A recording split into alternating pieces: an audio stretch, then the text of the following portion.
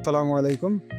আমরা আজকে বাগানের গাছে হিউমিক অ্যাসিড প্রয়োগ করব এবং হিউমিক অ্যাসিডটা সম্বন্ধে আপনাদের কিছু আ ধারণা দেব। কেননা হিউমিক অ্যাসিডটা কিভাবে কোন সময় এটা প্রয়োগ করতে হয়, এটার উপকারিতা কি আজকে আমরা এটা জানব ইনশাআল্লাহ।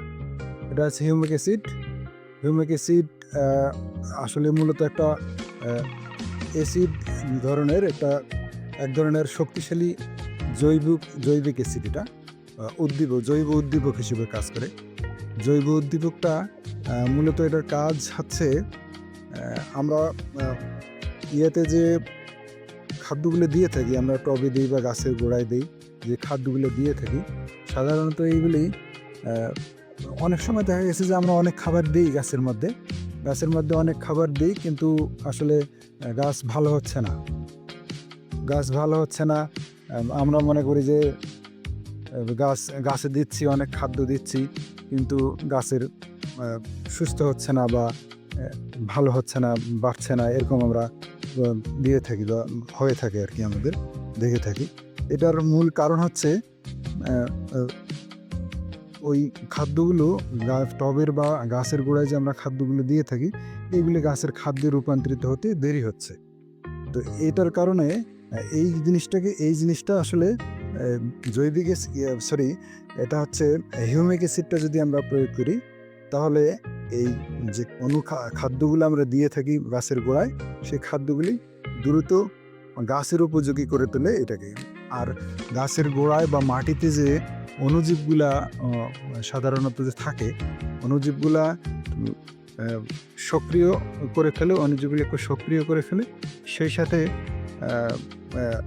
অণুজীবগুলোকে বৃদ্ধি করে, সক্রিয় করে এবং খাদ্যগুলোকে দ্রুত গাছের খাবার উপযোগী করে তোলে। এই কারণে আমরা হিউমিক অ্যাসিড আজকে গাছের গোড়ায় দেবো এবং সেটা আমরা যদি কীভাবে দেবো সেটাও আমরা জানাবো। আসলে হিউমিক অ্যাসিড এভাবে আমরা গাছে দেবো। এটা দেওয়ার পরিমাণটা হচ্ছে 1.5 থেকে 2 গ্রাম পার লিটার। 1.5 থেকে 2 গ্রাম করে আমরা পার লিটারে দেবো। এটা মূলত 3-4 মাস পর গাছে প্রয়োগ করা ভালো। এতে আমরা যে খাদ্যগুলো দিয়ে থাকি, এই সময়ে যেমন ফল ধরার সময় ফুল আসতেছে সব গাছেই। তো ফুল আসার সময় গাছের কিন্তু একটা অতিরিক্ত খাদ্যের প্রয়োজন হয়। তো সেই জন্য আমরা যে খাবারগুলো গাছে বা টবের মধ্যে দিয়েছি, এই টবগুলোর খাদ্যগুলোর জন্য খুব দ্রুত গাছের খাদ্য উপযোগী হয়ে যায়। সে কারণে হিউমিক অ্যাসিডটা দেওয়া। এছাড়াও আরও নানাবিধ কাজ আছে। তো আমরা মূলত এটার পরিমাণ হচ্ছে, আমি এখানে 200 লিটারের একটা ড্রাম, এখানে আমি 400 গ্রাম হিউমিক অ্যাসিড প্রয়োগ করেছি। দিয়ে এটা গুলিয়ে নিয়েছি। এটা এখন গুলে নিয়ে আমরা গাছের গোড়ায় প্রয়োগ করতেছি পরিমাণ মতো, যেটাতে যে গাছে যেই পরিমাণ লাগে এইভাবে আমরা দিতে থাকবো।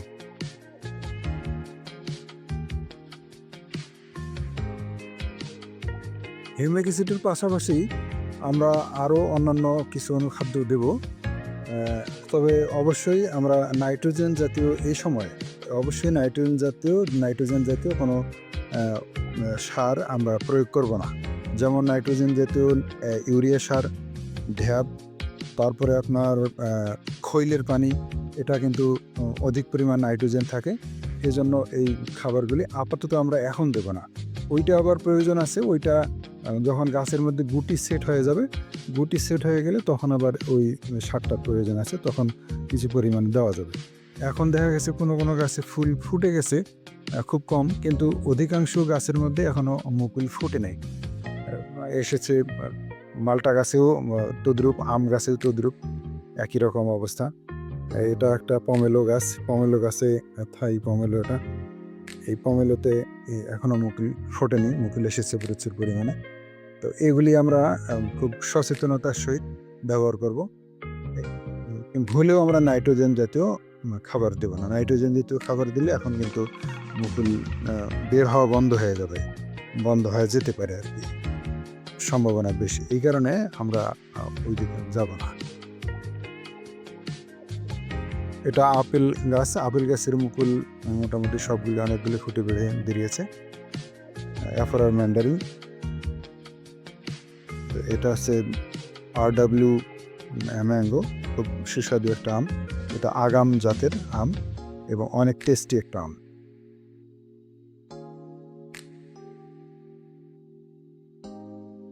এভাবে আমরা ড্রাম থেকে বালতিতে নিয়ে গাছের গোড়ায় প্রয়োগ করতেছি।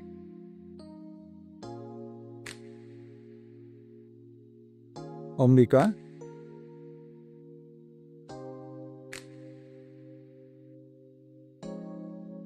লালমোহন, এটা আমার প্রথম এবার মুকুল আসলো। এটা নেভাল জাতীয় অরেঞ্জ, একটা ফলন মোটামুটি ভালো হয়, তবে কারা নয়।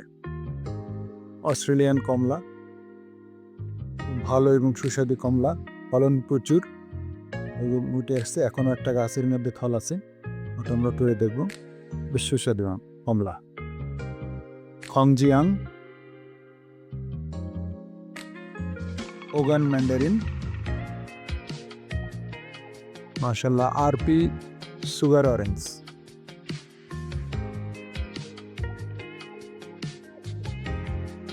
প্রচুর ফলন। আরপি সুগার অরেঞ্জের প্রচুর ফলন হয় এবং অনেক মিষ্টি 15 পেয়েছি এবং স্বাদটা ব্যতিক্রম, একবারে মধুর মতো। এরকম মালটা যদি চাষ করা যায় বাণিজ্যিকভাবে, আলহামদুলিল্লাহ এটা আগামী বাংলাদেশে একটা ব্যাপক সাড়া জাগাবে ইনশাল্লাহ, আমি মনে করি।